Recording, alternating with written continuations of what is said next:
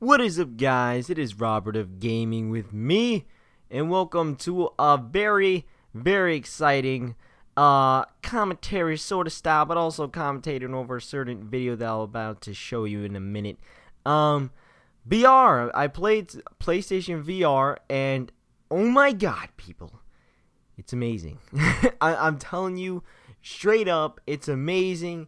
It is the hype that it is, but I knew it was gonna be. I'll give more details on what I thought, but let me show you a quick video. It's like 50 seconds of me actually playing a little bit of the London Heist of PlayStation VR, and I commentate a little bit on it just to show what I was actually doing and say what I was actually doing, and it's pretty awesome.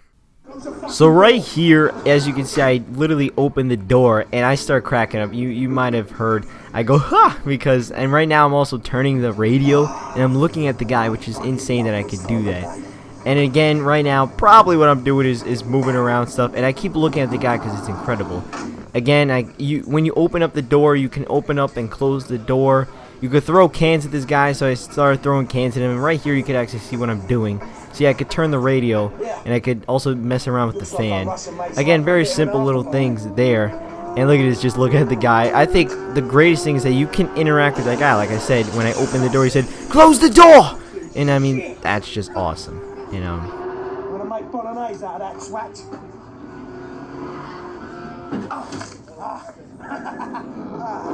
You dirty bastard. As always, as many people say when they're playing VR and how to express how good it is, you need to play it to understand it. When you're watching this video of me playing the London Heist, you really can't tell because it's two different experiences. One is the screen and one is the actual VR headset itself. And the great part about something like the London Heist, with the Move controllers, it made you fully immersed into the world, and it was amazing. The fact that I was able to look at the guy while he was talking, and then he threw a gun. I wish the guy actually recorded not the first 50 seconds. Nothing really happens in the first 50 seconds. But later on, once the guy starts shooting at you, he throws you a gun, and then you could pick up the gun whether you're right or left hand, and then you could just start shooting. And it feels amazing. Even though you could see the aim dot sight right in front of you, you can move it however you want, right? And then so now what's awesome is that with your right hand, you could always do whatever you want with your right hand. So there's a ton of ammo everywhere, and you could pick up the ammo and instantly, just with instinct, you just reload it.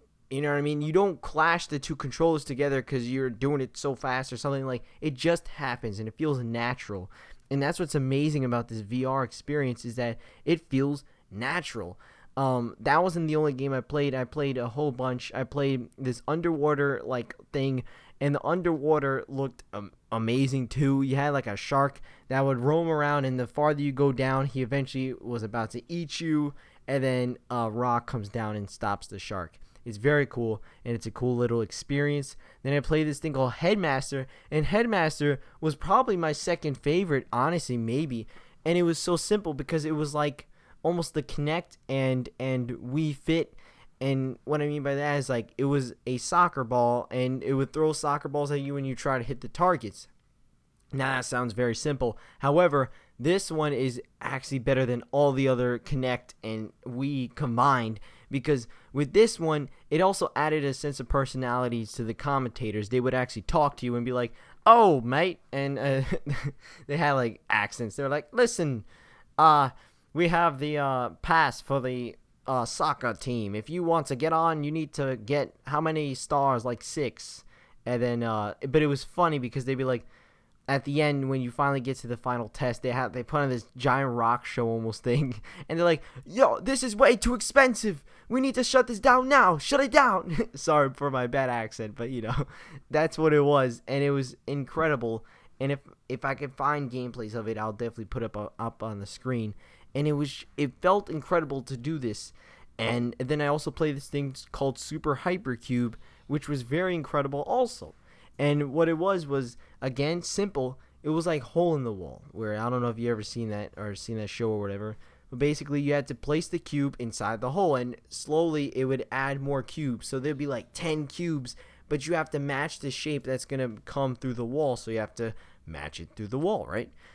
And so that was incredible because you were able to see the depth of the cube. You were able to see the front of the cube, the back of the cube, the side, whatever kind of angle, so you could get that perfect angle to see how you need to fit inside the wall. It's hard to describe for each of these games unless you really try it and fully immersed in it. With honestly headphones, I actually was not gonna play with headphones, but I might need to play it. We'll see. I wanted to try it with just the TV speakers, but we'll see how that works out.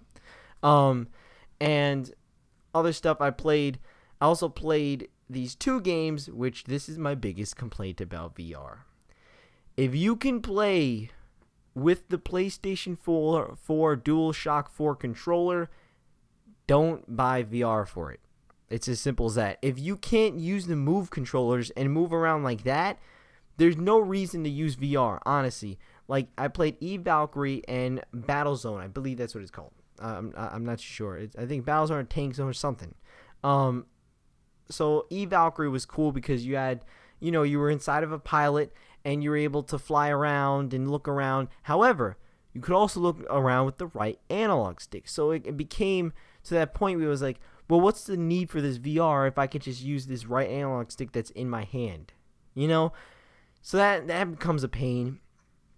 And for instance, the one guy that was there that was representing for the VR, he kept having to remind people, remember, this is VR, you could look around. Because a lot of people normally just played. They just looked straight and then they started playing with their analog sticks for Valkyrie. And that makes a lot of sense because, yeah, it's meant for just a TV. Just play it on your TV. There's no point for VR in terms of that. Then they also had something like the Tank Zone or Battle Zone or whatever was the same thing. That was a little bit better than Valkyrie in terms of VR, but it was still the same thing where you still had to control the right analog stick to look like up and down for the target, but you could still look around in terms of like the tanks. That's the one better part about it. But regardless, it still didn't enhance it as much as something like the London Heist and Headmaster and the Super Hypercube and the other one, the underwater descent or whatever it's called. Those games were made for VR and are definitely great purchases if you could play those. But stuff for like Valkyrie and anything else that uses a DualShock 4 controller, it's kind of pointless. And honestly, there's no point in having it. And so yeah, that's the only bad thing about VR. But other than that, it's amazing. I can't wait. I'm going to buy this day one. I'm super freaking excited for VR because stuff like Resident Evil where you can look around, hopefully, and I wish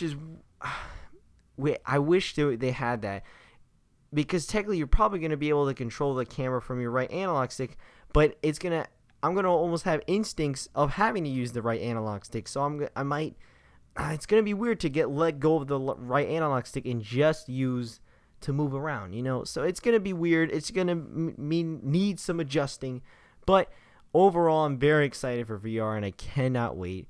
I definitely think you guys should definitely check it out. If there's a Best Buy or GameStop near you, definitely try them out because honestly it's well worth trying because seeing is believing in terms of VR, and I can't wait. It's going to be amazing and I'm super damn excited. That would be it for today, guys. Yeah, VR, freaking awesome. Love it. And other than that, go play some Pokemon Go because I know everyone's playing that. And yeah, guys, I'll see you guys next time. Bye-bye.